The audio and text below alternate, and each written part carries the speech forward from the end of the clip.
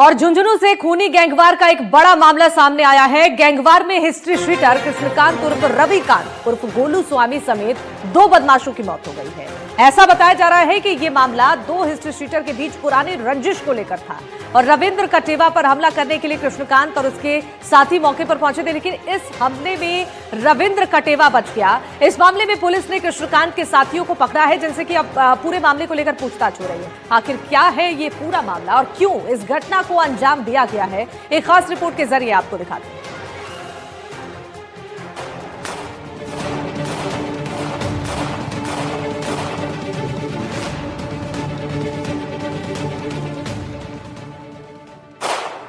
शुक्रवार की सुबह झुंझुनू गोलियों की आवाज से दहल उठा।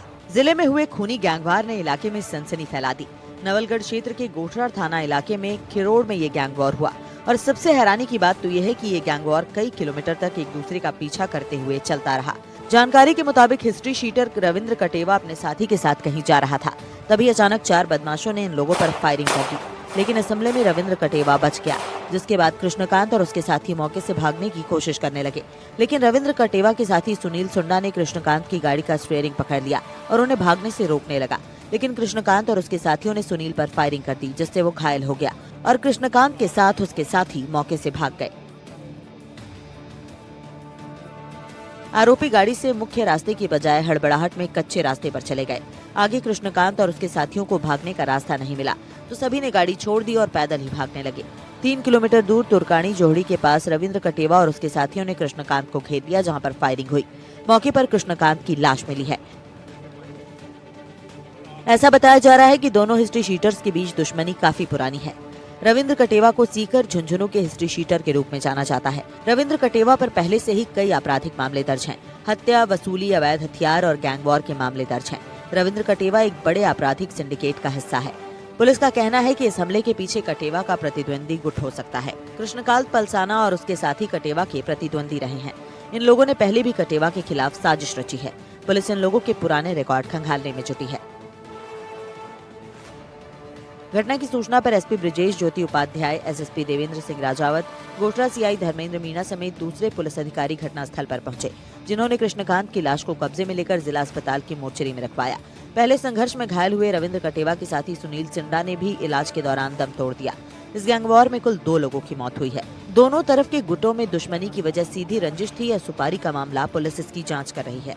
पुलिस को ऐसा शक है कि इन अपराधियों के पास अत्याधुनिक हथियार थे, जो अवैध रूप से जुटाए गए थे।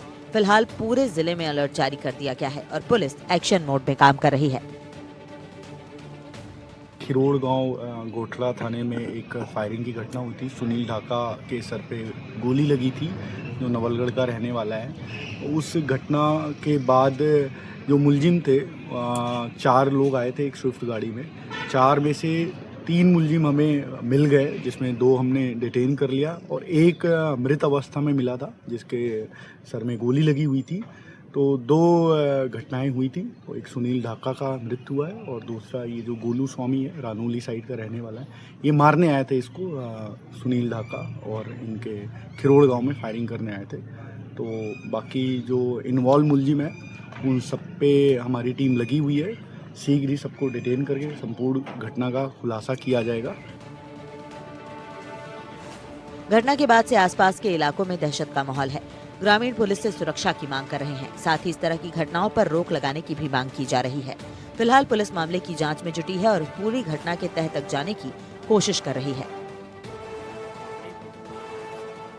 पुलिस अभी इस मामले में जांच कर रही है कि ये आरोपी, इनकी डायरेक्ट इनसे दुश्मनी थी या फिर किससे सुपारी लेकर ये इन्हें मारने पहुंचे थे।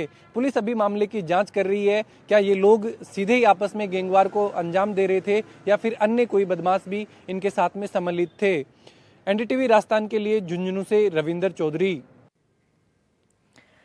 और प्रदेश में साइबर ठगी के मामले लगातार सामने आ रहे हैं। ताजा मामला एक जेमस्टोन कारोबारी से ऑनलाइन ठगी का आया है, जिसमें गोल्ड ट्रेडिंग का झांसा देकर कारोबारी से 12 करोड़ रुपए की ऑनलाइन ठगी कर दी गई है। और ठगी के सिलसिले की शुरुआत व्हाट्सएप के एक लिंक से शुरू होती है और देखते ही देखते ठगों ने कारोबारी को 12 करोड़ की चपत लगा दी। फिलहाल पुलिस इस पूरे मामले की जांच कर रही है। ये पूरा मामला क्या है, इसको समझने के लिए हमारी एक खास रिपोर्ट।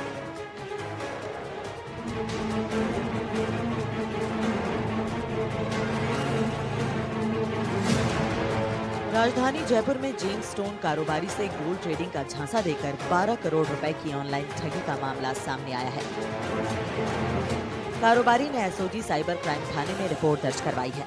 आपको बता दें कि कारोबारी 63 साल के हैं और उनके साथ मुनाफे का झांसा देकर 12 करोड़ की ठगी की गई। शिकायत के मुताबिक 25 सितंबर को कारोबारी को व्हाट्सएप पर कृतिका ठाकुर नाम की लड़की का मैसेज आया।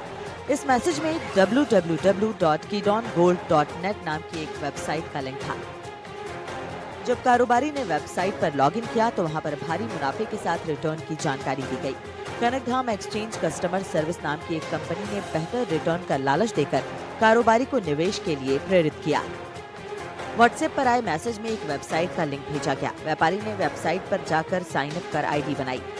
ठगों ने कस्टमर सर्विस एजेंट बनकर अलग अलग बैंक खातों के नंबर भेजे। खातों में व्यापारी ने रुपए ट्रांसफर किए। कुछ देर बाद वॉलेट में बड़ी राशि आई। विड्रॉल के लिए आवेदन किया तो अगले दिन टैक्स जमा कराने का मैसेज आया। व्यापारी ने टैक्स फीस के नाम पर करोड़ों रुपए खाते में जमा करवा दिए। कारोबारी ने 7 अक्टूबर को पहले 5 लाख रुपए इन्वेस्ट किए। इसके बाद वर्चुअल वॉलेट में मुनाफा दिखाया गया। इससे कारोबारी को स्कीम और कंपनी पर भरोसा हो गया। 4 नवंबर तक कारोबारी ने कुल 6 करोड़ रुपए का निवेश कर दिया। इसके एवज में उनके वॉलेट में 9.42 करोड़ रुपए दिखाए गए। इसके बाद 7 नवंबर को जब कारोबारी ने विड्रॉल करने के लिए अप्लाई किया तो कस्टमर सर्विस ने 30% इनकम टैक्स जमा करने का दबाव डाला। जब कारोबारी फंस गया तो 10 से 24 नवंबर के बीच टैक्स और पेनल्टी के नाम पर 6 करोड़ रुपए और वसूल लिए गए। अब इस पूरे मामले में ठगी की इस वारदात को लेकर राजस्थान पुलिस की साइबर ब्रांच जांच कर रही है।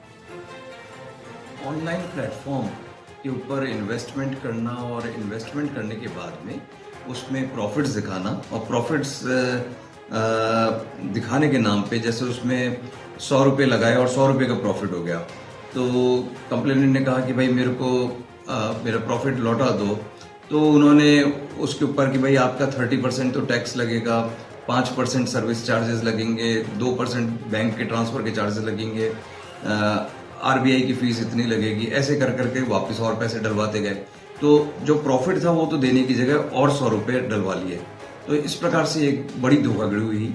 इसको हमने देखा करा। ये एक बहुत ही इम्पोर्टेंट केस है और उस इम्पोर्टेंट केस के मद्देनज़र कि यहाँ पे हमारा जो साइबर पुलिस स्टेशन है उसमें ये मैटर रेफर कर दिया है, वहाँ पे ये मैटर रजिस्टर कर दिया। आपको बता दें कि पिछले साल की तुलना में इस साल साइबर अपराध के मामलों में 31.52% की बढ़ोतरी दर्ज की गई है।